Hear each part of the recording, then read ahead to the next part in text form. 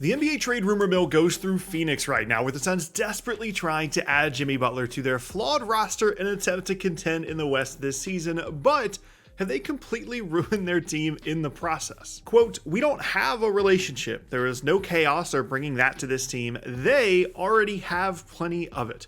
That was Suns center Yusuf Nurkic's recent comments about Coach Mike Budenholzer, the head coach of the Phoenix Suns. Quote, "We don't have a relationship." That plus the "they" part of the quote is not a great sign for the morale in Phoenix right now.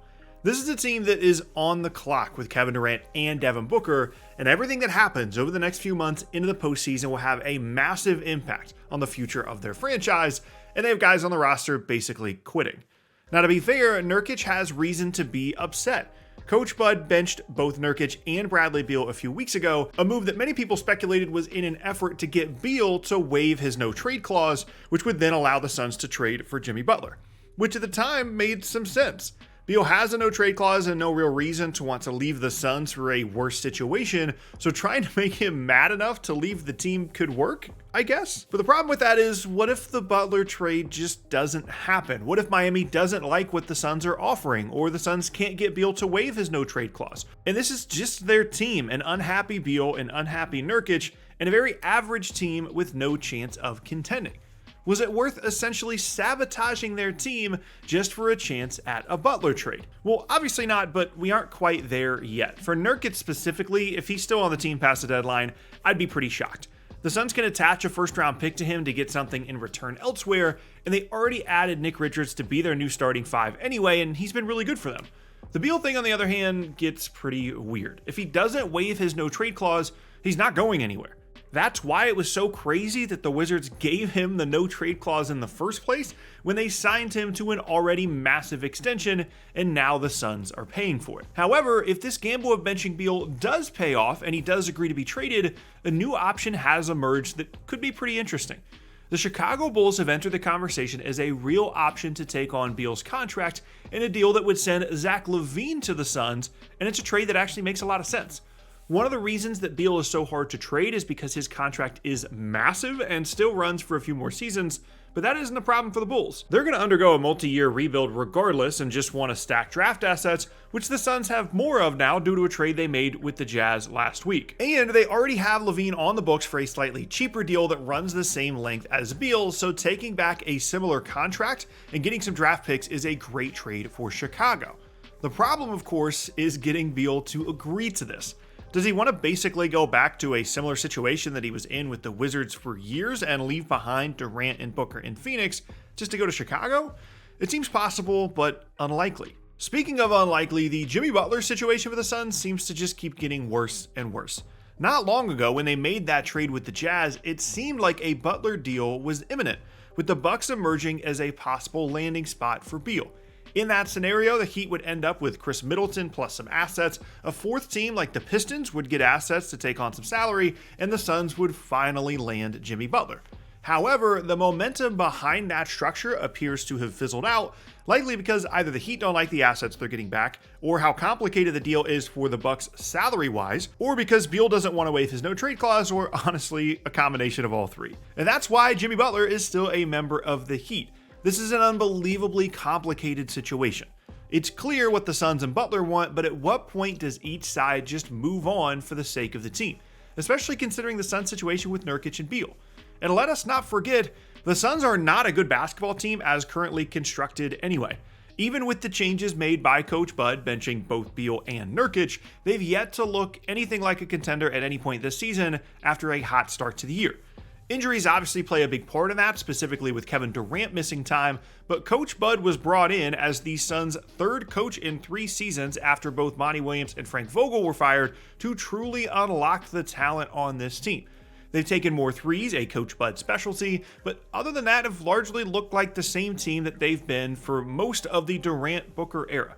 Too small, not good defensively, no depth, and an over-reliance on their aging stars to be even competent for long stretches. Is that Coach Bud's fault?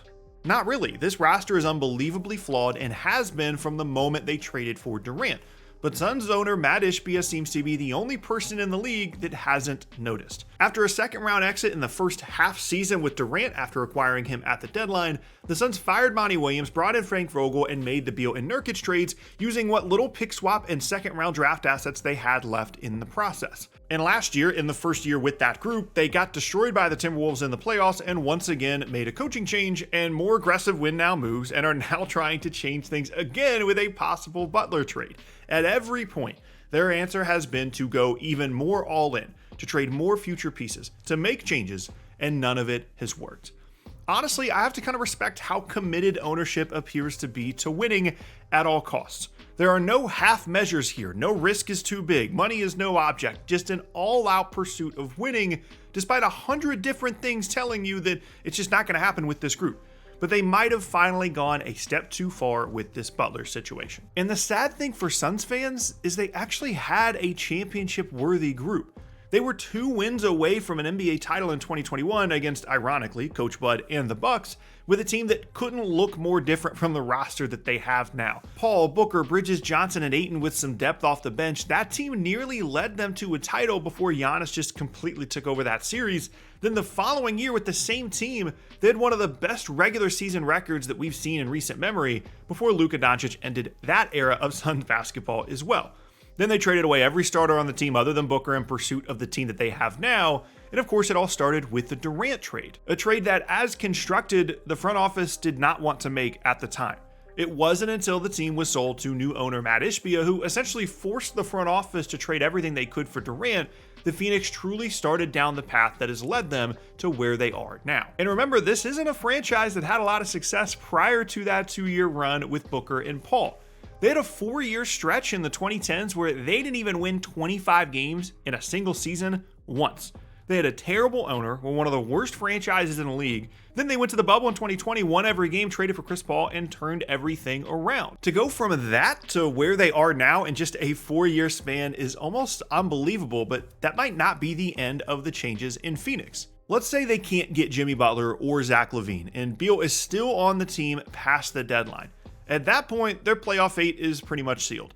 They can't compete with the top teams in the West and would be lucky to even win one playoff series. So then you have an unhappy Beal, a bad roster, no future, no way to improve, and a late 30s Kevin Durant who's won one playoff series since the end of the 2021 playoffs and is only under contract with the team for one more season after this one. Despite all of their all-in moves, constantly pushing for winning above everything else, at what point does it become too much? When do the Suns decide enough is enough? They just got it wrong. They didn't build the team well enough. They didn't have enough depth, shooting, or defense. They can't compete with the best in the West. They tried and failed. Because right now, they honestly believe that they still have a chance, that they're a Jimmy Butler or Zach LaVine trade away from being dangerous in the playoffs, that they can be this year's version of last year's Mavs. Talent at the top, some changes to the roster midseason, and all of a sudden, they're in the finals. And they're getting to the point now where they're risking not just this year's team, but whatever the future of Durant and Booker and Phoenix is. I can't imagine these guys want to stick around for much more of this if they have the same postseason experience this year that they've had in the past. And at some point, the madness has to stop. When you have multiple players on your team that clearly don't want to be there, and you aren't winning, and you don't have a future, you have to call it quits, right? Well, it's the Suns, so probably not.